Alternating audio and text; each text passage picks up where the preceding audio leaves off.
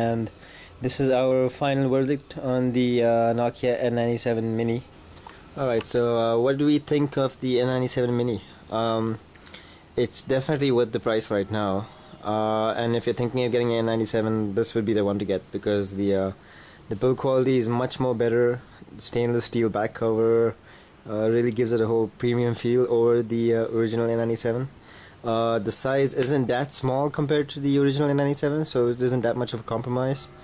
Although original N97 owners probably wouldn't want to upgrade to this.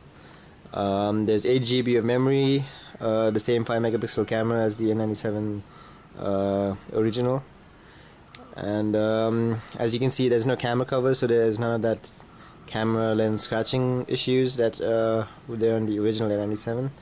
The camera lens is also a little bit recessed over there, so it doesn't get scratched as easily as you would think it would.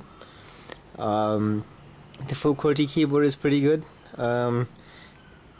Going from my original 97 to this, you really realize the missing D-pad over here, but otherwise you get pretty used to the direction keys over here and the whole keypad. The widgetized home screen is pretty useful. You can swipe to hide it and swipe to show all your widgets again. The widgets are still a little bit touch and go. Sometimes they might not work, sometimes they would work. It's not as reliable or seamless as you would want it to be, but there's a little offline indicator now to show you that a widget is offline, which is basically just the application version, so you can get that on the original N97 also. Otherwise, the phone software and everything seems a little bit faster compared to the original N97. There aren't that many software glitches compared to the original firmware of the N97. There's also kinetic scrolling, which is a huge plus in this case. It's also about 250 MB of internal phone memory. As you can see, we've installed a couple of things, so it's gotten a little bit low. It's also worth noting that the touchscreen on the N97 Mini is just a little bit more sensitive compared to the original N97. Also, the screen appears slightly brighter indoors, but once you take it out to direct sunlight, it's a little bit more washed out compared to the original N97.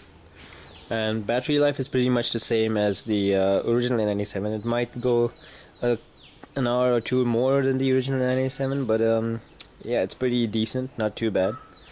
RAM is still a problem. There's only 40 MB of RAM at startup, so you can't open too many programs and use them at once.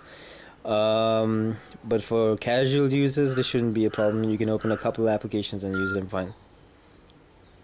So yeah, if you're trying to decide between the N97 Mini and the original N97, definitely go for the Mini. If you're trying to look for a new phone with a touchscreen and a QWERTY keyboard, this is probably one of your best Symbian devices that you can get in this genre.